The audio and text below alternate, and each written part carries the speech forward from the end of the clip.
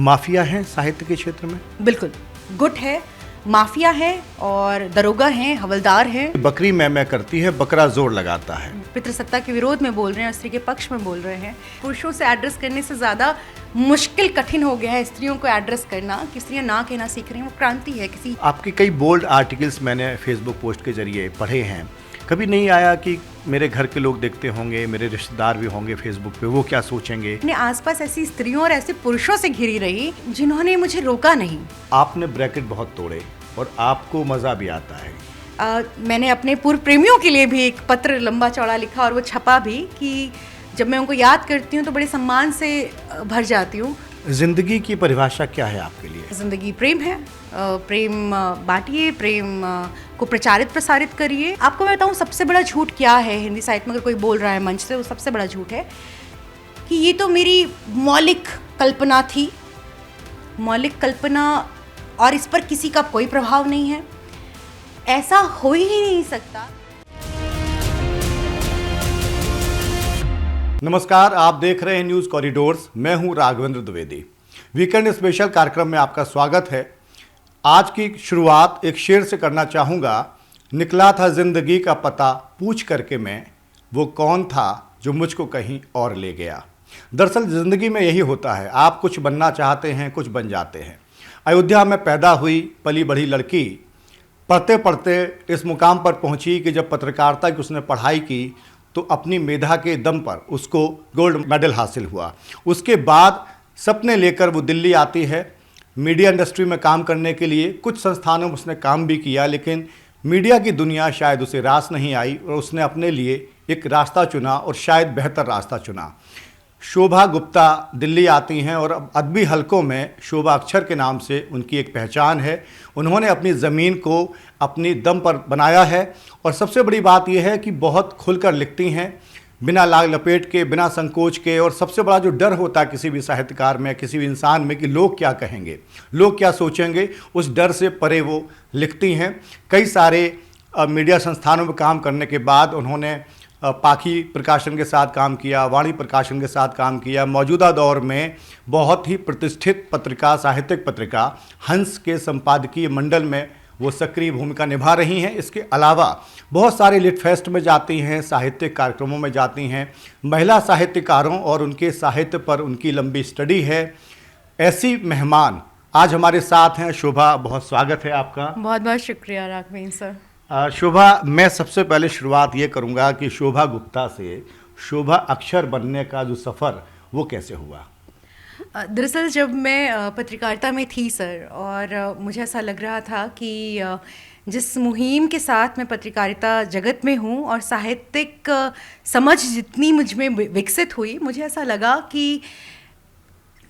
लगा कि जिस प्रतिरोध या जिस आवाज़ के लिए मैं अपनी लेखनी चला रही हूँ, उसमें सबसे पहले तो मुझे ये करना होगा कि मुझे जातिवाद के खिलाफ अपनी एकल लड़ाई, जो मेरी अपनी व्यक्तिगत लड़ाई है, उसकी शुरुआत करने के लिए उससे अपना जो राब्ता है उसको कहीं ना कहीं पे मानसिक तौर पर, व्यक्तिगत तौर पर उसको अलग करना पड़ेगा। और वो मैंने उसका एक तरह से प्रैक्टिकल किया अपने साथ। और मुझे ऐसा लगता है कि अगर प्रैक्टिकल ना भी करें तो भी, क्योंकि वो सब जहन में चलता है आपके, लेकिन अगर प्रैक्टिकल करने के बाद भी आपको लग रहा है कि you are feeling something strong in you, कि you are doing good, you are in the right direction, तो आई जस्ट डूइंग दैट। और फिर वो सफ़र अक्षर वाला शुरू हुआ, और सबकी शुभकामनाओं से वो लगातार वो सफ़र जारी है और यकीनन बेहतर दिशा में जारी है। एक सवाल बहुत आता है कि एक महिला होने के नाते और समाज की जो स्थिति है, बहुत ज़्यादा बदलाव नहीं आया, लेकिन बैरिकेड बहुत टूटे हैं। महिलाएं बहुत अच्छा कर रही हैं, हर फील्ड में अच्छा कर रही हैं। साहित्य में एक महिला होने के नाते क्या चैलेंजेस आपने शुरुआती दौर में देखे, और वो क्या चैलेंजेस आज भी हैं जो नई लड़कियां लिखना चाहती हैं, उनके सामने किस तरह की दिक्कतें आती होंगी, उसका अंदाज़ा है आपको? मैं ये जो आपका सवाल है इसको मैं दो महिलाओं से जोड़ती हूँ और तब मैं जवाब देती हूँ जो दोनों साहित्य से जुड़ी हुई महिलाएं हैं। एक है अक्क महादेवी, कर्नाटका की बहुत पॉपुलर कन्नड़ कवित्री, जिन्होंने इतिहास ऐसा रचा और ऐसी लकीर खींची जिसको शायद उत्तर भारत में खींचने वाले लोग कम थे और उन्होंने दक्षिण भारत में खींचा। अक्क महादेवी, उनका एक स्टेटमेंट है कि मेरी देह ही जो है वो मेरी गुरु है, एक अक्क महादेवी का स्टेटमेंट। दूसरा, आप चलिए वर्जीनिया वुल्फ, जो 12वीं शताब्दी के बाद सीधे हम 20वीं शताब्दी में आ रहे हैं और लंदन की राइटर हैं, इंग्लिश राइटर वर्जीनिया वुल्फ। और उन्होंने क्या कहा, उन्होंने कहा कि अपना एक कमरा ज़रूरी है हर स्त्री के लिए, और जहाँ पर वो अपना एक कमरे में क्या है, उनकी उसकी देह भी है, उसका मन भी है, उसका अपना बनाया सारा जंजाल, द्वंद्व, अभिव्यक्तियाँ हैं। तो 20वीं शताब्दी की बात है। 21वीं शताब्दी में आते आते अगर मैं हिंदी साहित्य में बात करूं तो कवित्रियां हुई, जिसमें अनुपम सिंह एक कवित्री हैं, वो कह रही हैं 21वीं शताब्दी में कि मैंने अपना पुरुष गढ़ा। और वो कह रही हैं कि एक कविता है उनकी बहुत अच्छी, वो कह रही हैं कि स्त्री होने से बेहतर है कि मैं एक रपटीली जीव बन जाऊं, क्योंकि वो ज़्यादा आसान ज़िंदगी है और वो आसान ज़िंदगी नहीं है। और फिर मैं भी यही अपने कॉलम में, अपने राइटअप्स में यही कहती आ रही हूँ कि स्टैटिक्स ऑफ न्यूडिटी को समझने की ज़रूरत है आज के समय में भी। तो वो यात्रा जो अक्क महादेवी 12वीं शताब्दी में कह रही थी, वो आप देखेंगे बात एक ही है, बस हम यात्राएं उस समय काल परिस्थिति से होते होते यात्रा तय कर रहे हैं। लेकिन आज की डेट में आकर भी मैं यहाँ आपके सामने वही बात कर रही हूँ कि मैं देह पर, अगर मैं कह रही हूँ कि मेरी देह है और मेरे देह पर सारा जो रवैया है मनमाना, वो मेरा खुद पर मेरा चलेगा और किसी का नहीं चलेगा। जो देह विमर्श स्त्री विमर्श के सापेक्ष जुड़ता है, ना कि समानांतर या कोई अलग चीज़ मैं कहूँ, तो वो बात जो वहाँ से शुरू हुई यहाँ तक आती है। तो मुझे लगता है कि स्थितियाँ बदल रही हैं, लेकिन अभी भी जो लड़ाई मेरी पूर्वज, मेरी पुरखिनें लड़ रही थी, वो लड़ाई हम सब भी अभी भी वही लड़ाई लड़ रही हैं आप लड़ाई। इसीलिए मैंने सवाल पूछा, मेरे जहन में एक शेर आ रहा था, वो रिक्ता पर मौजूद है। इलाहाबाद के एक शायर हुए हैं, उनका एक शेर है कि बकरी मैं करती है, बकरा जोर लगाता है। प्राइमरी तौर पर किसी को भी कोई इमेजनरी नज़र आ सकती है, लेकिन बहुत गहरा मैसेज है। पुरुष प्रधान समाज में जुल्म अत्याचार के खिलाफ उन्होंने जो शेर कहा है, एक बड़ा सवाल छोड़ता है। बिल्कुल, और क्योंकि आपने एक पुरुष शायर का जिक्र किया और वो पितृसत्ता के विरोध में बोल रहे हैं, स्त्री के पक्ष में बोल रहे हैं, आप में बदलाव को कैसे चिन्हित कर रहे हैं? आप देखिए कि पुरुष साहित्यकार आगे आ रहे हैं और स्त्री पक्ष में बोल रहे हैं, तो मैं कैसे चिन्हित करती हूँ? जिन पुरुषों के स्त्री मन को मैं पढ़ती हूँ या जिन पुरुषों के स्त्री मन को मैं सुनती हूँ और जिन पुरुषों के स्त्राण को मैं पन्नों में पलटती हूँ, उपन्यासों में, कहानी संग्रह में, कविताओं में, मंचों में, तो मुझे लगता है कि बदलाव की बयार जो है, जो हमारी लहरें हैं, स्त्रीवादी लहरें हैं, फेमिनिज्म की जो लड़ाई है, उसमें अब हमें ज़्यादा से ज़्यादा पुरुषों की मदद मिल रही है। लेकिन हो क्या रहा है कि उस पितृसत्ता की लड़ाई में हमारे विरोधी सिर्फ पुरुष नहीं हैं या पितृसत्ता से वशीभूत पुरुष नहीं है, पितृसत्ता से आतंकित स्त्रियां भी हमारे उस लड़ाई में हमारी अवरोधक बनती हैं। तो हमारी लड़ाई, मुझे ऐसा लगता है कि हमें ऐसा लग रहा था कि हम पुरुषों को एड्रेस करेंगे और वहाँ पर लड़ाई खत्म हो जाएगी। नहीं, अब आगे की लड़ाई ये हो गई है सर कि स्त्रियों को भी एड्रेस करने की ज़रूरत है, अनलर्न करने की। जो कंडीशनिंग हम में है, वो जो कंडीशनिंग है उसको अनलर्न करने की जो लड़ाई है, वो शायद पुरुषों से एड्रेस करने से ज़्यादा मुश्किल, कठिन हो गया है स्त्रियों को एड्रेस करना। कि बेसिकली जो आपने सीखा है या जो आप प्रैक्टिस में कर रही हैं, ये पितृसत्तात्मक चीज़ है और इसके निकलने के लिए ये आपको अपनाना पड़ेगा, एक्सपेरिमेंट करने पड़ेंगे और उसके लिए जहमत उठानी पड़ेगी। और क्रांति जो है वो ऐसा लगता है कि क्रांति बहुत क्या चीज़ है, वो है नहीं, पर मुझे ऐसा लगता है कि अगर स्त्रियां ना कहना सीख रही हैं, वो क्रांति है। किसी हिंसा के विरुद्ध अगर ना कहना सीख रही हैं, पुरुष अगर वो किसी स्त्री के साथ हो रहे अन्याय में उसके साथ खड़ा हो रहा है, ये भी क्रांति है। तो मुझे ऐसा लगता है कि पुरुषों का जो स्त्रैण है और स्त्रियों का जो पुरुषार्थ है, वो जब समरूप हो रहा है और सामने आ रहा है, तो मुझे लगता है कि वहाँ पर मैं बदलाव देख रही हूँ। एक शेर मुझे और याद आता है कि वो लोग खुशनसीब हैं दुनिया की भीड़ में जिनको कलम दवात किताबों से इश्क है। आप देश भर में घूमती हैं, तमाम लिट फेस्ट में कभी जूरी बन के, कभी मुख्य वक्ता बन के जाती हैं। बहुत तरह के साहित्यकारों से आपका मिलना जुलना होता है, कवि, शायर, उपन्यासकार, कहानीकार। इनके जहन में किस तरह का आप अंतर देखती हैं? देखिए, मैं दो तरह का विरोध देखती हूँ। एक तो क्या है कि हम सब जो हैं कहीं ना कहीं पे अभी भी जो दावा पुरुष कर रहा है कि मैं स्त्रीवादी पुरुष हूँ, वो भी एक वक्त के बाद आकर अपने किसी ना किसी बिहेवियरल अप्रोच में पितृसत्ता से हार जाता है। और एक स्त्री जो दावा करती है कि मैं बहुत ह्यूमनाइज हूँ, वो स्त्रियाँ भी क्रूएलिटी कर रही हैं, क्रूएलिटी पर आ जाती हैं। तो जब मैं तमाम तरह के अनुभवों से गुजरती हूँ, लिट फेस्ट जैसा कि आपने कहा, और बहुत बार मैं संचालक की भी भूमिका में होती हूँ, तो मैं सारे वक्ताओं के कथनों के साथ, उनके मनोविज्ञान के साथ भी जूझती हूँ, गुजरती हूँ।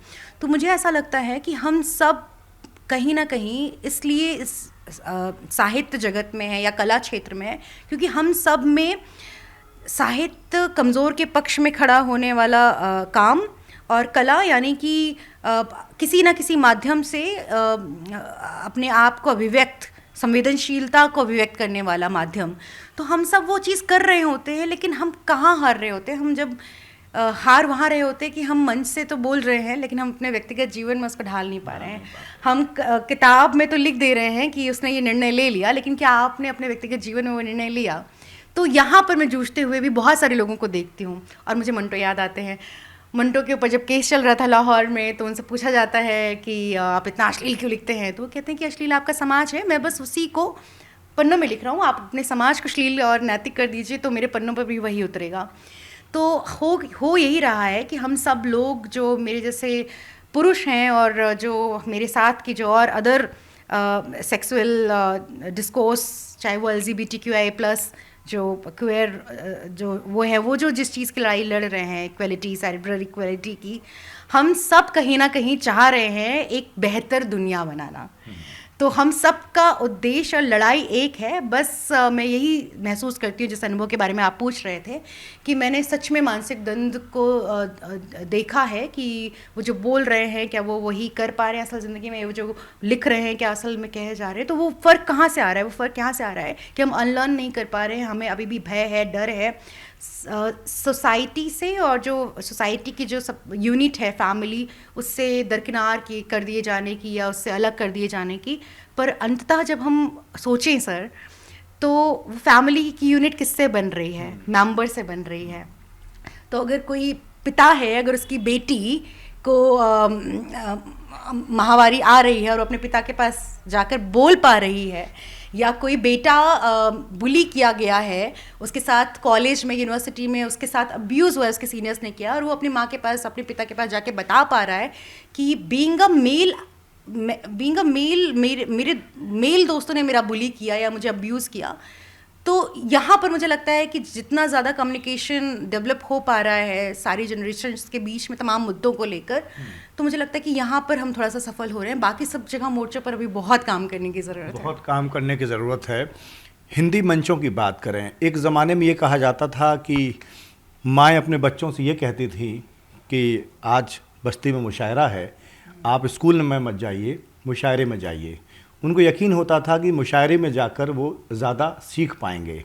अब हिंदी मंचों पे, चाहे वो कवि सम्मेलन हो, चाहे मुशायरा हो, दाद की भीख मांगी जाती है। कई बार लोग कहते हैं कि ताली बजाइए, मैं फ़लाँ शेर आपके कदमों में रख रहा हूँ। इस तरह की बातचीत, इसको कैसे देखती हैं आप?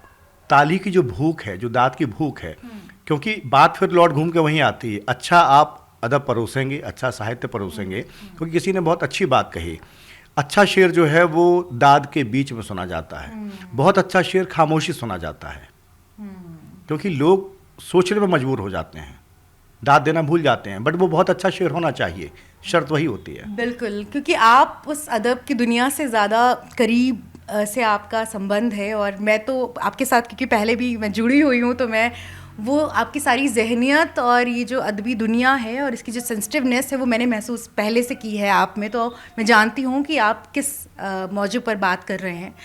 क्या कभी जॉन एलिया साहब ने कहा कि मेरे लिए ताली बजाओ? क्या जब हाशमी साहब पढ़ रहे थे कि उठ मेरी जान मेरे साथ चलना है तुझे, तो क्या उन्होंने देश दुनिया की औरतों से कहा कि मेरी दाद दो अपनी? वो उनको दाद मिली। वो कहीं की भी महिलाएं थीं, वो हिंदुस्तान की महिलाएं नहीं, वो पाकिस्तान की महिलाएं नहीं, वो अफ़गानिस्तान की महिलाएं नहीं, इराक ईरान की महिलाएं नहीं, या यूरोपियन कंट्रीज़ की महिलाएं नहीं। उनको दाद मिली कि एक शायर कह रहा है कि उठ मेरी जान मेरे साथ चलना है तुझे। तो आपकी बात सही है, जावेद अख्तर साहब भी यही कहते हैं। वो कहते हैं कि अगर मतलब खामोशी से कोई सुन रहा है तो वो तालियों से ज़्यादा बड़ा आपके लिए एक रिकॉग्निशन है। तो ये तो शेर व शायरी अदब की दुनिया में, काव्य सम्मेलन में भी यही देखती हूँ कि हमारी जो लड़ाई है, अब जिस तरफ आप इशारा कर रहे हैं, और ये सच में प्रॉब्लमेटिक है कि हम पहले किस लिए लिखते थे, हम पहले किस लिए नज़्म पढ़ते थे, गीत पढ़ते थे मंचों से? इसलिए क्योंकि हमें कोई बात को एड्रेस करना होता था, हमें कोई अपनी बात कहनी होती थी। नीरज साहब को कुछ कहना होता था, अदम गोडवी साहब को कुछ कहना होता था, कटाक्ष करना होता था, व्यंग करना होता था। अब क्या है, अब हमें लगता है कि हमें ज़्यादा से ज़्यादा लाइमलाइट लेना है, ज़्यादा से ज़्यादा लाइक्स, फॉलोअर्स या तालियां चाहिए। ठीक है, वो समय की मांग है, लेकिन आपका जो मुख्य काम है एक कलाकार के तौर पर, वो तो वही है ना कि आप क्या कह रहे हैं। आपकी सारी जो तासीर आपकी कला की जो होनी चाहिए, वो आपकी तासीर क्या है, उस पर क्या आप हर हाल में कह सकते हैं, ये भी कुव्वत होनी चाहिए। एग्जैक्टली। और जिस कुव्वत की आप बात कर रहे हैं, मेरे ख्याल से आप भी जानते होंगे कि वो बहुत कम लोगों में, मौजूदा समय में तो बहुत कम लोगों में वो बची है। चाहे वो कवि सम्मेलन हो, इधर हिंदी और उर्दू का अदब या हिंदवी का अदब मैं कहूँगी, बहुत कम। ये कुव्वत जो है जिस बारे में हम लोग जिक्र कर रहे हैं, ये बहुत कम लोगों में। मुश्किल ये भी देखी मैंने कि कई बड़े कलमकार, मैं नाम का जिक्र नहीं करना चाहूँगा, बहुत बड़े जो शायर और कवि हैं देश के, मंच पर जाते हैं, वो उन्हीं रचनाओं से शुरुआत करते हैं जो उनके पहले से हिट हैं। वो जो डर है वो नहीं होना चाहिए। आपने कोई एक अच्छी बेहतर रचना कही है, लिखी है, तो आप उसको सुनाइए, हिम्मत तो जुटाइए कम से कम। लेकिन लौट घूम के बार बार, अब यूट्यूब के ज़माने में वो आप किसी की 10 क्लिप देखें और 10 में 90% क्लिप ऐसी होंगी जिनमें उनका कलाम लगभग वही होता है। बिल्कुल बिल्कुल। तो ये भी एक कमी है। आपकी इस बात से मुझे विनोद कुमार शुक्ल जी का एक स्टेटमेंट याद आ गया, बड़ा पॉपुलर है, हम लोग अक्सर हिंदी वाले कोट करते हैं और यहाँ पर एकदम बिल्कुल सटीक जा रहा है। वो कहते हैं, हाथी आगे जाता है तो हाथी जितना आगे गया उतना स्पेस वो पीछे छोड़ गया, हाथी जितना स्पेस। तो जो अच्छे श्रोता हैं, तो अगर एक मर्तबा वो उसके रस का आनंद ले चुके हैं, तो अगर अच्छा श्रोता है तो वो कहेगा कि अब ये हाथी आगे जा चुका है, और दोबारा सुनने पर कहेगा ये तो इस जगह खाली है। उसी नज़्म को, उसी गीत को, उसी रचना को, जो उसकी बहुत one of the most popular रचना है उस व्यक्ति की, अगर वो दोबारा अच्छा श्रोता सुनेगा तो उसको वो श्रेष्ठ नहीं लगेगी। उसको लगेगा कि ये तो खाली, जो हाथी की खाली वाली जगह है, ये वो खाली जगह है। तो ये अच्छा श्रोता समझते हैं। और आपको मैं बताऊँ, हम लोग, मैं दूसरे क्षेत्रों का नहीं पता, लेकिन जो हिंदवी क्षेत्र के जो लोग हैं, लिखाड़ भले ही बहुत अच्छे ना हो, या मुझे ऐसा लगता है कि बहुत अच्छे वैसे, लेकिन वो अच्छे श्रोता ज़रूर हैं। तो मैंने देखा है कि जो ये पढ़ रहा है बार बार वही नज़्म, उसको ये लग रहा है कि मैं एक ही चीज़ बार बार कर रहा हूँ और बहुत बढ़िया कर रहा हूँ, लेकिन वो जो श्रोता है वो उसको समझ में आ रही है, आपकी होशियारी, आपकी चालाकी। वो लग रहा है कि ठीक है आपने ये कर दिया, ठीक है अब इसके बाद क्या। आपको पता है उषा प्रेमवदा जी, जो मोर देन 90 ईयर्स की वरिष्ठ साहित्यकार हैं, जो उन विरले भारतीय साहित्यकारों में, महिला साहित्यकारों में हैं, जो एक लंबे समय से अमेरिका में रह रही हैं, उन्होंने किस दौर में 55 खंबे लाल दीवारें लिखी थी, और वो इतनी हिट हुई क्योंकि वो, मतलब आप सोचिए कि वो, मैं 60-70 के आसपास की बात बता रही हूँ। उस वक्त उसमें किरदार है सुषमा। एक ऐसी लड़की की कहानी है जो पूरा दारोमदार, सारा खर्चा अपने परिवार का खुद उठाती है, सबका करती है, पढ़ाना लिखाना, सब्जी दाल पानी, लेकिन उसकी जो एकाकी जीवन, उसके बारे में उसको कोई नहीं सोच रहा है, क्योंकि उसको लग रहा है, सबको ये लग रहा है जो उसके कन्वीनियंस पे जी रहे हैं, उनको लग रहा है अगर ये सुषमा चली जाएगी घर छोड़ के तो हमारा जो ऐशो आराम है वो क्या होगा। तो उनके पास इतनी चिट्ठियाँ आई उस दौर में कि मैं भी सुषमा हूँ, मैं भी सुषमा हूँ, मैं भी सुषमा हूँ। वो चाहती तो वहाँ रुक सकती थी क्योंकि वो कर चुकी थी काम, पर वो रुकी नहीं। वो अंतर्वंशी लिखती हैं, वो अर्कदीप लिखती हैं, और वो आज भी कहती हैं ये कैसी भारतीय महिलाएं जो अपने पति के साथ सूटकेस की तरह साथ में चलती हैं कि पति ने जहाँ पर सूटकेस रखा और जहाँ पर उठाया तो she is questioning at 90+ she is, but she is still doing what she wanted, क्योंकि उनको पता है कि मेरी लेखकीय दायित्व क्या है। मेरा लेखकीय दायित्व रुक जाना नहीं था। तो जो लोग नई रचना नहीं लिख रहे हैं या रिस्क नहीं ले रहे हैं, वो शायद अपनी लेखकीय दायित्व से मुंह छुपा रहे हैं। तो मुंह छुपाने वाला असल कलाकार नहीं हो सकता। मैं ब्रैकेट की आपने बात की कि सीमित भूमिका से बाहर कई बार लोग नहीं निकल पाते महिलाओं के हवाले से। आपने ब्रैकेट बहुत तोड़े और आपको मज़ा भी आता है इसलिए क्योंकि कुछ नया आप तभी कर पाएंगे, गुन पाएंगे, बुन पाएंगे कि जब आप एक खांचे से बाहर सोचें, उस ब्रैकेट से बाहर सोचें। आपके कई बोल्ड आर्टिकल्स मैंने फेसबुक पोस्ट के ज़रिए पढ़े हैं। कभी नहीं आया कि मेरे घर के लोग देखते होंगे, मेरे रिश्तेदार भी होंगे फेसबुक पे, वो क्या सोचेंगे? क्योंकि कई बार इंसान को ये डर रोक देता है, तो वो उससे कैसे आपने पार पाया? मैंने बस एक चीज़ सोचा, मुझे ऐसा लगा कि ये जो समाज है, हमारा जो स्ट्रक्चर है, खासकर इंडियन कॉन्टेक्स्ट में sir, even in Delhi now, मुझे ऐसा लगा कि हमारे पास उदाहरणों की कमी है। तो अंग्रेज़ी साहित्य में देखती थी, Italian, French, Japanese, Chinese, Korean जो लिटरेचर है, हम सब उन सब के पास एग्जाम्पल्स थे। आज भी हम सिमोन द वेवर का जिक्र करते हैं, वर्जीनिया वुल्फ का जिक्र करते हैं। अगर हम जेंडर और सेक्स उस पे जाते हैं तो जूडिथ बटलर का जिक्र करते हैं। हमारे पास फ्रायड है। हाँ, हिंदुस्तान में हमारे पास कौन है? हिंदुस्तान में हमारे पास बहुत सारी, राजेंद्र बाला घोष, अक्का महादेवी का मैंने नाम लिया, एंड देयर आर मल्टी, मतलब Mridula Garg ji is still there, Mamta Kalia ji still there, Nasir Sharma ji is there, Usha Priyamvada ji, इतने सारे नाम हैं। लेकिन मुझे ऐसा लगा जो मेरे आसपास के, जो मेरा जो परिवार है या मेरे इर्द गिर्द के जो लोग हैं, उनको मैं एज एन एग्जाम्पल क्या दे रही हूँ। तो मुझे ऐसा लगा कि अगर उनके सामने शोभा अक्षर जैसा एग्जाम्पल नहीं होगा, जो दीवार को नाग रहा है और जो अपने पंखों में और नए नए पंख लगाता जा रहा है, तो मैं वहाँ फेल हो जाऊँगी अगर मैं उदाहरण नहीं दूँगी। तो एक ये मेरी जो ज़िद है, इसने मुझे शायद मजबूर नहीं किया ये सोचने के लिए। And I am telling you Raghavendra sir, मैं अपने आसपास ऐसी स्त्रियों और ऐसे पुरुषों से घिरी रही जिन्होंने मुझे रोका नहीं। मैंने अपने पूर्व प्रेमियों के लिए भी एक पत्र लंबा चौड़ा लिखा और वो छपा भी, कि जब मैं उनको याद करती हूँ तो बड़े सम्मान से भर जाती हूँ, क्योंकि मेरे पूर्व प्रेमियों से मैंने बहुत कुछ सीखा। एंड एक वो शोभा जो कितनी स्नेहिल और कितनी बुद्धिमत्ता में आगे जा सकती है, जितनी गहराई में जा सकती है, मैं गई और उनके जो अपने उन पुरुषों के साथ के जो अनुभव थे उसको मैं कैसे अपनी आवाज़ में जोड़ सकती थी, वो मैंने सीखा। मेरे जो परिवार के लोग हैं, इवन माई मॉम, मेरी माँ, मेरी एकल माँ हैं, वो बचपन से, my father was separated from my mother, उन्होंने मुझे कभी ये रियलाइज़ नहीं कराने दिया कि तुम अपने निर्णयों को लेकर, अगर कुछ निर्णय लेने के बाद कुछ गलत हो जाता है तो तुम दोषी हो।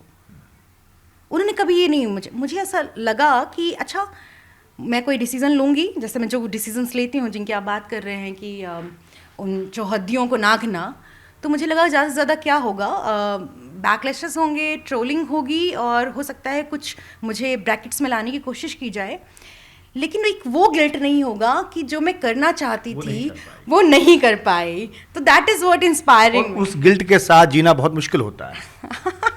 हाँ, मुझे ऐसा लगता है कि ज़िंदगी बहुत छोटी है। मतलब हम लोग ने आपको याद होगा वो शेर की, ज़िंदगी रही 4 दिन की, 4 दिन इश्क किया ज़िंदगी में 4 दिन, और ज़िंदगी रही 4 दिन की, काइंड ऑफ दैट। मैं शायद गलत पढ़ रही हूँ। तो मुझे ऐसा लगता है कि वो इश्क क्या है जो इस शेर में है, वो इश्क क्या है? वो इश्क है कि खुद को कितना भीतर हम अपने आप को खोज रहे हैं। तो मैं उसको सही मायने में मैं उसको स्पिरिचुअलिज्म से भी जोड़ती हूँ। तो what I am discovering my self, अंदर कि मैं कहाँ तक जा रही हूँ, क्या क्या सोच रही हूँ, चिंतन मनन, मैं अपनी उसको स्पिरिचुअल यात्रा भी मानती हूँ। तो ये प्रोग्रेसिव और मॉडर्न शोभा जो है, वो एक स्पिरिचुअल यात्रा भी कर रही है, अपने साथ ट्रैवल कर रही है। yes. किसी शायर ने बड़ा अच्छा शेर कहा है कि अदब के नाम पर महफिल में चर्बी बेचने वालों, अदब के नाम पर महफिल में चर्बी बेचने वालों, अभी वो लोग जिंदा हैं जो घी पहचान लेते हैं। क्या बात है। लिट फेस्ट में मैं देखता सुनता हूँ, आप तो कई बार शामिल होती हैं, अक्सर शामिल होती रहती हैं। कुछ बातें वाकई गंभीर विषयों पर चर्चा होती है, लेकिन नतीजा वही ढाक के 3 पार निकलता है। मैं मंच पर देखता हूँ तो जो लोग अपनी टीम के साथ जाते हैं उसी टीम को कैरी करते हैं, नए लोगों को मौका नहीं देते, नए लोगों को मोटिवेट नहीं करते। तो कहीं ना कहीं वो भी बड़े गुनहगार हैं कि आप नए लोगों को जब मौका नहीं देंगे, स्पेस नहीं देंगे। माफिया हैं साहित्य के क्षेत्र में? बिल्कुल, गुट है, माफिया है और दरोगा हैं, हवलदार हैं, और उन दरोगा के ऊपर जो एसपी होता है वो भी है, एसएसपी भी है, और उन सबके ऊपर जो पुलिस डिपार्टमेंट को होल्ड करने वाला सीएम वो भी है। It's true. और मुझे बहुत बुरा लगता है राघवेंद्र सर, जब मुझे लगता है कि अगर कोई लड़ाई हिंदी साहित्य समाज में प्रगतिशीलता, आधुनिकता की कोई लड़ाई किसी भी कोने से लड़ रहा हो, चाहे वो बिहार में बैठकर लड़ रहा हो, चाहे वो दिल्ली में बैठकर लड़ रहा हो, यूपी में बैठकर लड़ रहा हो, केरल में बैठकर लड़ रहा हो, या कोई लड़की स्त्री विमर्श की आवाज़ एक झारखंड के एक छोटे से कस्बे से लड़ रही हो, या शोभा अक्षर नाम की लड़की अयोध्या से निकल कर लड़ रही हो, अल्टीमेटली हम सब एक लड़ाई लड़ रहे हैं, एक चीज़ को डेडिकेटेड है। लेकिन वो लड़ाई इसलिए इतनी टुकड़ों टुकड़ों में और इतनी लंबी हो गई है, इतनी लंबी खिंच गई है इसी माफिया और इसी गुटबाजी की वजह से। एंड ये डेंट किसको दे रहा है? देखिए, जो व्यक्ति है, आजकल मल्टीमीडिया का ज़माना है, आप एक प्लेटफॉर्म हटाएंगे तो दूसरा प्लेटफॉर्म तैयार है, अपना खुद का सोशल मीडिया प्लेटफॉर्म है आपके अपने पास, लेकिन इसमें नुकसान असल में उस साहित्य का हो रहा है जिसको आज के डेट में यानी कि 2025 में वहाँ तक चले जाना चाहिए था जहाँ से पुराने साहित्य से विदेशी साहित्य ने हमसे सीखा। रविन्द्रनाथ टैगोर से सीखा, शरत चंद्र चट्टोपाध्याय से सीखा, सुनील गंगोपाध्याय से सीखा, महादेवी वर्मा से सीखा, कृष्णा सोपती से सीखा। जो जिन साहित्य ने सीख कर अपने आप में उन समाज ने, उस लिटरेरी वर्ड ने अपने यहाँ पर प्रोग्रेसिवनेस ऐड की, हम इसी गुटबाजी की वजह से अपने इस जो इतना इनरिच है हम उसको पीछे धकेलते जा रहे हैं। तो ये मुझे तकलीफ दे भी लगता है बहुत बार। आपने अपना भी बहुत सृजन किया, लेखन किया, किताबों का संपादन किया। कविताओं की जो आपकी प्रक्रिया क्या है, प्रोसेस क्या है, कैसे थॉट आता है, कैसे लिखती हैं, किस विषय पे, और क्या क्राफ्ट पे बहुत ज़्यादा काम करती हैं, या एक वो आमद की तरह होती है, शायरी में जैसे कहा जाता है कि एक आमद हुआ और शेर हुआ, तो कैसे प्रोसेस क्या है आपके लेखन की? मुझे ऐसा लगता है कि जैसे आप शायरी में बात कर रहे हैं कि आमद हुआ और लिख दिया, तो मुझे ऐसा लगता है कि हाँ, विषय अनडाउटेडली आमद ही होती है और हम लिख देते हैं कविता, मैं लिख देती हूँ कविता, लेकिन सिर्फ विषय को लिखना रचनाशीलता नहीं है। कविता लिखते हुए फिर मुझे उसको कविता यानी कि कवित्व में ढालने के लिए वो जो उसका क्राफ्ट है, अगेन जो उसकी शैली है, विधा पर, भाषा पर मैं काम करती हूँ। और उसके बाद मेरी जो जिस विषय की आमद हुई थी, जो मुझे एड्रेस करना था, फिर उसको मुझे कविता के फॉर्मेट में संतुष्ट होना पड़ता है कि अब मैंने इसको कविता के रूप में लिख दिया। तो जैसे मेरी एक कविता की पंक्ति है कि जो प्रेम करना जानते हैं वो फूल तोड़ने से हिचकते हैं, और तो मुझे ऐसा लग रहा था कि मैं इसको कविता में और बहुत तरीके से कर सकती थी, लेकिन उसको मैं करीब 7-8 बार मैंने रीड्राफ्ट किया और मुझे लगा कि अब कविता आएगा।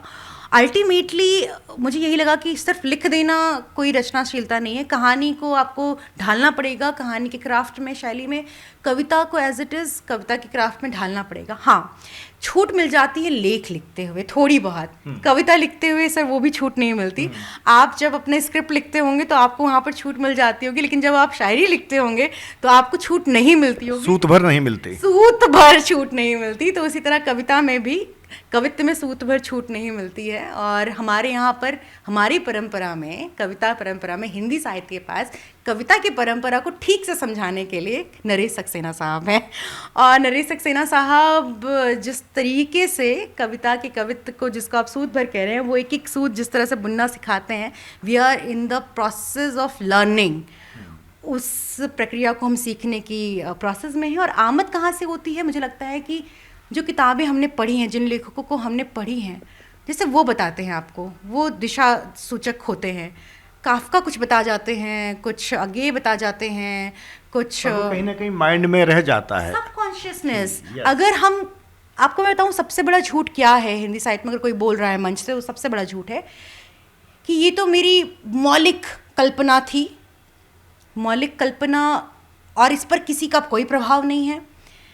ऐसा हो ही नहीं सकता कि अगर आप कुछ सोच रहे हैं और आप उस चीज़ को, कथ्य को फ्रेम में कर रहे हैं किसी रचना में, ऐसा हो ही नहीं सकता कि उस पर किसी ना किसी चीज़ का प्रभाव ना हो। वो व्यक्ति का प्रभाव हो सकता है, किसी लेखक का प्रभाव हो सकता है, कविता का, माहौल का, वातावरण का, देश का, क्षेत्र का, आपकी मिट्टी का, आपके परिवार से किसी सदस्य का, कुछ ना कुछ आपके अपने स्वतः के अनुभव का प्रभाव।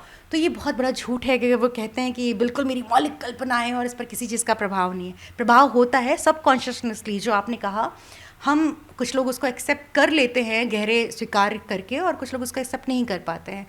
और मैं सच में बताऊं राघवेंद्र सर, स्वीकार करने में ज़्यादा आनंद है, क्योंकि फिर आप उसके आगे जा पाते हैं। आगे जा पाते हैं, और सच्चाई भी है। देखिए, नया लोग क्या लिखेंगे, जो हमारे बड़े बूढ़े बुजुर्ग लिख के छोड़ गए, आप उन्हीं के पदचिन्हों पर चल रहे हैं। स्टाइल बदल जाती है, भाषा बदल जाती है, शैली बदल जाती है। एक आपकी कविता बड़ी चर्चित है, नाक। जी जी। उसके बारे में बताइए कि किस विषय पर है वो, और कई भाषाओं में उसका अनुवाद हुआ है। नाक के बारे में प्लीज़ बताइए। सर, नाक कविता मेरी वन ऑफ द सेलिब्रेटेड कविता है, और सेलिब्रेटेड मैं इसलिए, उत्सव शब्द इसलिए इसके साथ जोड़ रही हूँ क्योंकि इससे अच्छा क्या होगा किसी रचनाकार के लिए कि वो जिस चीज़ के लिए, जिस संदर्भ के लिए लिखी गई थी, वो वहाँ तक उसको पहुँच मिल रही है लगातार, विभिन्न भाषाओं में अनुदित होके। तो लगातार बांग्ला में अनुदित हुई, कैथी जैसी जो अवधि की पुरानी परंपरा में आती है, अवधि में, भोजपुरी में। तो मेरे लिए बड़ा मेस्मराइजिंग था। नाक दरअसल चाइल्ड अब्यूज़ पर है, और वो चाइल्ड अब्यूज़ जेंडर, कोई विशेष जेंडर का चाइल्ड अब्यूज़ नहीं है। वो एक मेल बच्चे के साथ भी चाइल्ड अब्यूज़ हो सकता है, वो फीमेल के साथ भी, या किसी LGBTQI+ कम्युनिटी के बच्चे के साथ भी वो अब्यूज़ के बारे में है। बेसिकली मुझे ऐसा लगा उस कविता को लिखते हुए कि एक बच्चा कैसे अभिव्यक्त करेगा जिसको भी भाषा नहीं आती कि मेरे साथ ये हुआ। वो तो अभी भाषा सीख रहा है, उसको पता नहीं है कि मॉलेस्टेशन क्या है, बलात्कार क्या है, मानसिक उत्पीड़न क्या है, शारीरिक उत्पीड़न क्या है। अभी उसको इस टर्मिनोलॉजी से तो परिचय नहीं हुआ, और जब वो परिचय नहीं हुआ और उसके साथ ये सारी चीज़ें हो रही हैं अपनों के द्वारा, क्योंकि मतलब उस समय मुझे याद है कि यूपी में अखिलेश की गवर्नमेंट थी, 10-90 नया नया शुरू हुआ था, और 1 साल बीत गए थे और उसके आंकड़े आए, और मोर देन 90% या मोर देन 80% अपने लोग थे जो चाइल्ड अब्यूज़ कर रहे थे, बच्चों के साथ मॉलेस्टेशन का केसेस आया था। तो मुझे ऐसा लगा कि उसके पास तो कोई भाषा नहीं, वो कैसे बताए वो बच्चा कि मेरे साथ ये हुआ, माँ या पापा मेरे साथ, या भाई दीदी मेरे साथ ऐसा हुआ, क्योंकि आपके रिश्तेदार ने किया है वो अब्यूज़, और आपको पता नहीं उसको शब्दावलियों में कैसे डालकर अभिव्यक्त करे, उस जो छटपटाहट है उसको कैसे वो अभिव्यक्त करे। उस वक्त मुझे नाक लिखने की सूझी, और मैंने लिखी, और मैंने महसूस किया कि एवरी टाइम जब कोई लड़की के साथ ये चीज़ होता है तो कहा जाता है कि तुमने तो नाक कटा दी, अगर वो कहती भी है, और लड़के के साथ भी हो रहा है तो क्योंकि रिश्तेदार ने किया है, तो रिश्तेदारों में अपनी नाक भी बचानी है, तो वो लड़के के भी अभिव्यक्ति को कहते हैं कि नहीं नाक कट जाएगी, हमारे परिवार की नाक कट जाएगी, मत करो। तो हर तरह से इस चीज़ के लिए जो मुखर आवाज़ है, भाषा में या किसी मौन भाषा में, किसी भी तरीके से अभिव्यक्ति की जो आवाज़ है इसमें अब्यूजिंग का, उसको ये कहकर क्या दिया जा रहा है कि नाक कट जाएगी। तो वहाँ से इस कविता को मैंने लिखा, और इस कविता को लिखते लिखते इसकी अंतिम पंक्तियाँ मैंने यही लिखी थी कि नाक इतनी बड़ी है कि कटते कटते ख़त्म भी नहीं हो रही है। मतलब रोज़ ये घटनाएं हो रही हैं, और कई गुना घटनाएं ये हो रही हैं, लेकिन ये नाक जिसको बचाने के लिए सारी जद्दोजहद है, जिसमें झोंक दिया गया है अपने बच्चों को, अपनी बेटियों को, अपने बेटों को, छोटे छोटे नौनिहालों को, वो नाक इतनी बड़ी है कि कटते कटते ख़त्म नहीं हो रही है। That means we are not aware and we are not serious about this discourse. हम एड्रेस नहीं करना चाह रहे हैं सिर्फ इसलिए, किस चीज़ के लिए, वो फॉल्स नाक के लिए। That is totally false concept, नाक उसके लिए। कई सारे अवार्ड मिले हैं आपको। किताबों के संपादन पे बात करें तो प्रमुख रूप से वो कौन सी किताबें हैं जिनका संपादन आपने किया, उस पर थोड़ा रोशनी डालिए। सर बेसिकली तो कविता संग्रह में कुछ कविताएं आई थी, उनका संपादन किया। फिर पाखी पब्लिशिंग हाउस में 2-3 किताबें रहीं जो किसान आंदोलन और राजनीतिक चेतना पर रही, उन किताबों का संपादन किया। फिर अगेन इन्हांस मेरे साथ बड़ा पर्सनल व्यक्तिगत अनुभव रहा। सफ़ीरों के नाम एक बड़ा अच्छा श्रृंखला चलता है इसमें। तो जब वो किताब बन रही थी तो उसमें मुझे उसका संपादन सहयोग करने का जो अवसर मिला, उसको मैंने पढ़ते हुए ये पाया कि अभी तक जो मैंने किताबें संपादित की थी और इस किताब को संपादित करने में फ़र्क ये रहा कि इस किताब में केदारनाथ सिंह का इंटरव्यू, विश्वनाथ त्रिपाठी जी का इंटरव्यू, मनु भंडारी जी का इंटरव्यू एंड नामवर सिंह जी का इंटरव्यू, ये इस पीढ़ी के पहले पीढ़ी के हैं, लेकिन ये जो बात कह रहे हैं वो ये क्यों हमेशा प्रासंगिक रहेंगे, क्योंकि ये जो बात कह रहे हैं ये हमेशा प्रासंगिक रहेगा क्योंकि उसमें तर्क है। तो इस किताब को संपादित करने का अनुभव मेरा बहुत अच्छा रहा और आगे भी मैंने कई 2-3 किताबें और संपादित की। पर संपादन कला में जो मैं आपको बताऊं कि व्यक्तिगत रूप में जो मैंने सीखा कि जैसे ज़िंदगी में को हम संपादित करते हैं ना, बैड वाइब्स को या नेगेटिव एनर्जी को दूर करते हैं, अपने जीवन शैली में बदलाव लाते हैं, कुछ चीज़ें हटाकर कुछ चीज़ें ऐड ऑन करके। तो किताबों को संपादन शैली करने में या संपादित करने में मुझे यही अनुभव हुआ कि दरअसल ये ज़िंदगी को जीने के सलीके सिखा रही हैं। तो ये मेरा अनुभव बड़ा अच्छा रहा अभी तक और आगे आई होप कि मेरी किताब जो लेखों का संग्रह है और कविता संग्रह है वो इस साल के अंत तक ज़रूर आप सबके पास आ जाएगी। उसको भी मैं संपादित करूँगी और वो बात अलग है कि शायद अपने आप को ज़्यादा कठोर तरीके से मैं संपादित करना चाहूँगी बरक्स जैसे मैं दूसरों की रचनाओं को संपादित करती हूँ। पहले के ज़माने में लेखक का जब जिक्र आता था तो एक तस्वीर उभरती थी, कुर्ता पाजामा, बगल में एक थैला लटका हुआ, हाथ में कुछ कागज़ पेपर। आज के दौर में अब लेखक, राइटर्स और वो किसी भी विधा के चार्टर्ड प्लेन से भी चलते हैं, अच्छे कपड़े भी पहनते हैं, बहुत अच्छा स्टेटस सिंबल मेंटेन रख रहे हैं। ये एक अच्छा संकेत है? बिल्कुल, ये बहुत अच्छा संकेत है। मैं आपको एक छोटा सा एग्जांपल देती हूँ। आलोक श्रीवास्तव जो बहुत बड़े गज़लकार हैं, बहुत पॉपुलर नेम है, वो अभी एक फर्नीचर ब्रांड है, उसके वो एम्बेसडर के रूप में उनका ऐड आया अखबार में। और हमारी जो वरिष्ठ साहित्यकार हैं ममता कालिया जी ने बड़े प्रसन्न होके पोस्ट लिखा कि कितना सुखद है देखना हिंदी साहित्यकार का एक बड़ी से ब्रांड का एम्बेसडर होना, जो एकदम बिल्कुल नॉन लिटरेरी चीज़ है, एक फर्नीचर ब्रांड है उसका। तो मुझे लगा, मैं सोच रही थी कि वो इतनी प्रसन्न क्यों हो रही हैं। तो मुझे लगा कि मुझे इस वक्त क्या याद आ रहा है, मुझे मनोहर श्याम जोशी याद आ रहे थे, मुझे वो सारे लोग याद आ रहे थे, राही मासूम रज़ा याद आ रहे थे, मुझे वो सारे लोग याद आ रहे थे जिन्होंने साहित्य को यानी कि लेखन को कॉमर्शलाइज्ड करने को डिमीनिंग प्रोसेस नहीं बताया, उन्होंने एविएटिंग प्रोसेस बताया। तो वही चीज़ कमलेश्वर जी के साथ भी हुई बाद में। ऑफ कोर्स द लिविंग जो हमारे राइटर हैं उदय प्रकाश जी, वो इसके बहुत बड़े एग्जाम्पल हैं। असगर वजाहत जी इसके बहुत बड़े एग्जाम्पल हैं। तो आप फिल्म लिख रहे हैं, स्क्रिप्टिंग कर रहे हैं, आपके लिखे पर अगर कोई चीज़ फिल्म बन रही है या कोई एड कंपनी, बड़ा ब्रांड आपको अप्रोच कर रहा है और आप हिंदी साहित्य जगत से हैं और आप अपने किसी साहित्यकार को देख रहे हैं एज अ ब्रांड और एक ब्रांड को इंडोर्स करते हुए, ये सुखद अनुभव है। मैं इसको बहुत पॉजिटिव वे में देखती हूँ कि आप क्यों चाहते हैं कि हिंदी साहित्यकार का चप्पल फटा रहे, आप क्यों चाहते हैं कि कुर्ता हमेशा फटा रहे। आपको पता है कि जितनी भी कलात्मक चीज़ें हुई हैं उसके लिए हमें सबसे बड़ी चीज़ चाहिए होती है समय। और मुझे ऐसा लगता है कि अगर हिंदी साहित्यकार या कलाकार के पास अच्छा पैसा रहेगा तो उसको सृजनात्मकता और रचनात्मकता, कलात्मकता के लिए ज़्यादा से ज़्यादा समय मिलेगा और वो उसको क्वालिटी टाइम मिलेगा और ये बहुत पॉजिटिव स्पेस है, मुझे ऐसा लगता है।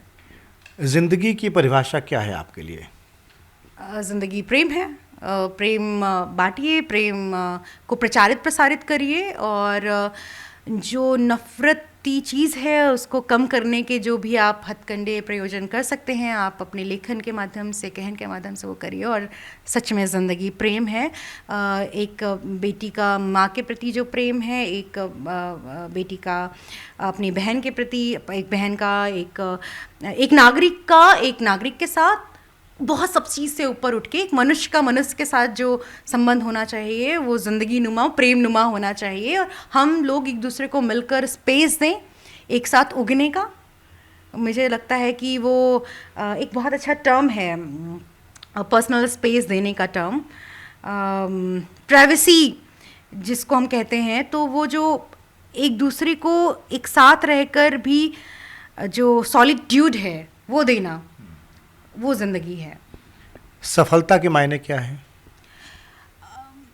अमूमन लोग ये सोचते हैं कि सफलता यानी कि मटेरियलिस्टिक थिंग, बट सच बताऊं कि एक समय बाद आपको लगने लगता है कि सफलता मतलब आप छोटी छोटी चीज़ों में खुश रहने की जब कला सीख लेते हैं, वो सफलता है। आप सफल तब हैं जब आपको सच में कोई बैगेज नहीं है, आप सफल तब हैं। आप बहुत कुछ काम कर रहे हैं, दिन रात काम कर रहे हैं, लेकिन अगर आपके पास बैगेज है तो मेरे ख्याल से आप सफल नहीं हैं। आप सफल कुछ ना करते हुए भी सफल हो सकते हैं और बहुत कुछ करते हुए भी सफल हो सकते हैं, बट कैरिंग अ बैगेज ये सफलता नहीं है। संतुष्टि का पैमाना क्या है आपके लिए? लोगों के लिए अलग अलग होगा, पर मेरे लिए संतुष्टि का पैमाना ये है कि मैं हमेशा जो है जो कर रही हूँ वो एक बेहतर मनुष्य बनने की दिशा में कर रही हूँ या नहीं। अगर मैं कर रही हूँ तो मुझे ऐसा लगता है कि मैं संतुष्ट हूँ। तो जब मैं सुबह उठी और रात को जब मैं बिस्तर पे सोई, तो आज दिन भर में जो मैंने किया वो मैं बेहतर मनुष्य बनने की ओर अग्रसर थी या नहीं। अगर मैं थी तो वो मेरे संतुष्टि का पैमाना है। अगले दिन फिर मैं उससे बेहतर बनने की कोशिश करूँगी, मनुष्य के तौर पर ज़्यादा संवेदनशील होने की, ज़्यादा तार्किक होने की।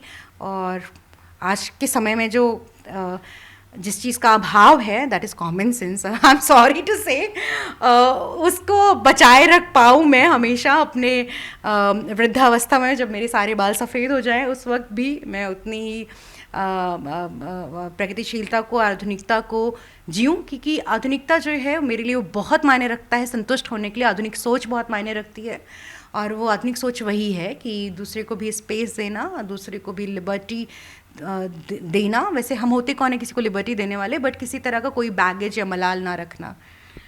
आज की नई जनरेशन में देखा गया है कि फिर से अदब की तरफ नए बच्चे आ रहे हैं, अच्छा लिख रहे हैं, उनकी दिलचस्पी है। जश्न रेख्ता में देखता हूँ बहुत बड़ी तादाद नए बच्चों की होती है। दूसरी तरफ रील्स पर दुनिया चल रही है, 20, 30, 40 सेकंड की रील्स देखने में लोग लगे हुए हैं। ऐसे बच्चों को क्या मशवरा देना चाहेंगे कि उन्हें किस तरह की किताबें पढ़नी चाहिए?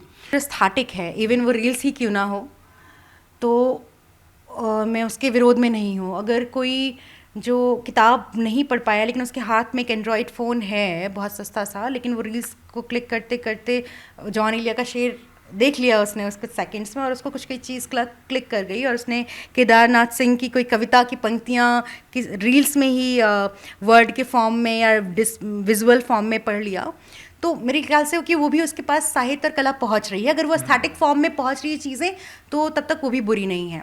अब दूसरा पक्ष की मैं कौन सी किताबें रिकमेंड करना चाहूँ, तो मुझे ऐसा लगता है कि एक तो हमेशा जो है वो पहली चीज़ और बाद की चीज़ और वर्तमान चीज़ को साथ में समझने के लिए आपको बहुत ज़रूरी है कि आप अगर प्रेमचंद साथ साथ में पढ़ रहे हैं तो वर्तमान में आप वर्तमान के लेखकों को भी पढ़ें। जैसे उदय प्रकाश का मैंने नाम लिया, शिवमूर्ति जी का मैंने नाम लिया, उनको पढ़िए, मृदुला गर्ग जी को पढ़िए। राजनीतिक चेतना और इसके बारे में मुझे लगता है कि नासरा जी को ज़रूर पढ़ना चाहिए। कविताओं में शौक़ है तो विनोद कुमार शुक्ल और नरेश सक्सेना जी को ज़रूर पढ़िए, और थोड़ा सा पहले जाके अपने कविता की परंपरा पर गौरवान्वित करने का बहुत मन है अपने आप को, तो आगे को ज़रूर पढ़िए। और बहुत सारी ऐसी किताबें हैं वर्तमान में। अगर मैं स्त्री कवित्रियों की बात करूं तो मुझे लगता है कि जसिंता केरकेट्टा को ज़रूर पढ़ा जाना चाहिए, निर्मला पुतुल को ज़रूर पढ़ा जाना चाहिए, अनुपम सिंह को ज़रूर पढ़े जाना चाहिए। ये सारे तमाम लोग जो हैं वो वो लड़ाई लड़ रहे हैं अपने मोर्चे पर, जो जिस लड़ाई के लिए न जाने कितने बलिदान, न जाने कितने त्याग और न जाने कितनी अवहेलनाएं सहनी पड़ी। तो इनको ज़रूर पढ़ना चाहिए। आखिरी हिस्से में हमें कार्यक्रम के 2 सवाल बस आपसे। कहा जाता है कि जैसा आप खुद को भरते हैं वैसे ही छलकते हैं। कुछ लोग लिखते ज़्यादा हैं, पढ़ते कम हैं, और ख़ासकर मैंने देखा सोशल मीडिया पे उनमें लिखने की होड़ दिखती है, भूख दिखती है। उन्हें लगता है कि मैं जो लिख रहा हूँ अद्भुत है, अच्छा लिखना है, उसके लिए पढ़ना चाहिए। तो जैसा आप खुद को भरेंगे वैसा छलकेंगे। क्या कहना चाहेंगे इस पे आप? मुझे ऐसा लगता है कि अगर अच्छा लिखना है वाकई, अगर एक पंक्ति अच्छी लिखनी है तो 5 अच्छी किताबें पढ़नी ज़रूरी हैं। मैं इसीलिए बहुत कम लिखती हूँ, और क्योंकि मेरा ज़्यादा से ज़्यादा समय, और इसके लिए मुझे बहुत खुशी है इस बात की कि मैं अपनी व्यस्तताओं के बीच ज़्यादा से ज़्यादा पढ़ने की कोशिश करती हूँ। और आज भी एक बड़ा हिस्सा मेरी कमाई का वो किताबें खरीदने में जाता है, और इस बात की मुझे बहुत खुशी है कि जो मेरी डेली रूटीन है उसमें मैं पढ़ने की ज़रूर कोशिश करती हूँ। और मुझे लगता है कि ऑडियंस को मैं यही बोलना चाहूँगी कि आप किसी एक ब्रैकेट्स में आने वाले साहित्यकारों या भाषा को नहीं पढ़ें। आप अगर हिंदी भाषा में पढ़ते तो आप अनुदित रचनाएं अच्छी अच्छी पढ़ें। जापानी कहानियाँ बहुत अच्छी हैं, कोरियाई कहानियाँ बहुत अच्छी हैं। ऑफ कोर्स बहुत कुछ हमारे पास, बहुत कुछ का हिंदी अनुवाद बहुत अच्छा है। स्त्री विमर्श का आप कर रहे हैं तो वर्जीनिया वुल्फ को पढ़िए, प्लाथ को पढ़िए, सिमोन द ब्यूअर को पढ़िए, जेटे बटलर को पढ़िए। तो जहाँ से आपको अनुदित रचना भी मिल जा रही है आप वो पढ़िए। और पढ़ना बहुत ज़रूरी है।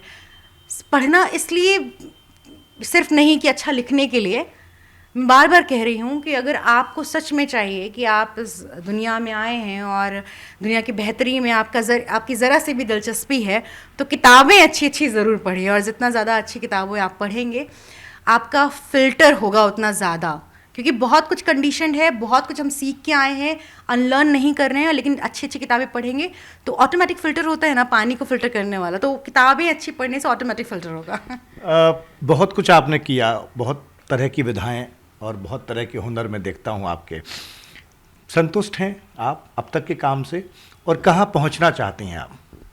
राघवेंद्र सर, आप जानते हैं मेरी जर्नी शुरुआत से अयोध्या के एक ऐसे परिवार से जहाँ पर साहित्यिक जगत से कोई नहीं, शायद प्रेमचंद महादेवी के अलावा कोई नहीं जानता था, जानता है अभी भी घर पे, कि साहित्य जगत क्या है, कला जगत क्या है, सिनेमा जगत क्या है। उस परिवार से निकलकर मेरे लिए यहाँ पर आके एक जगह बना लेना वो सरप्लस है सर। तो संतुष्ट तो मैं हूँ, क्योंकि मुझे बिल्कुल मेरी यात्रा मुझे दिखती है कि जहाँ से मैंने शुरू की थी अभी तक में मैंने सिर्फ पाया है। तो अगर मैंने सिर्फ पाया है, कोई चीज़ मुझमें सिर्फ जुड़ती ही गई है, तो मैं संतुष्ट क्यों नहीं होंगी? होना चाहिए मुझे संतुष्ट। कहाँ देखना चाहती हूँ? शायद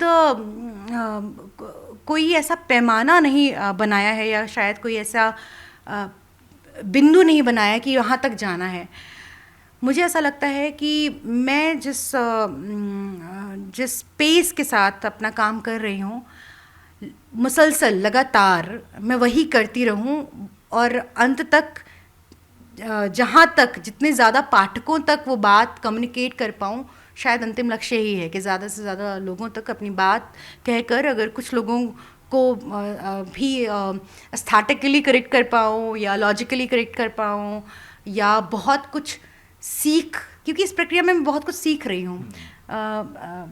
रविन्द्रनाथ ठाकुर साहब तो मरने ठीक पहले तक भी सीख ही रहे थे। वो कहते थे अच्छा ये विधा ये रह गई, अभी मिट्टी के बर्तन बनाने रह गए हैं।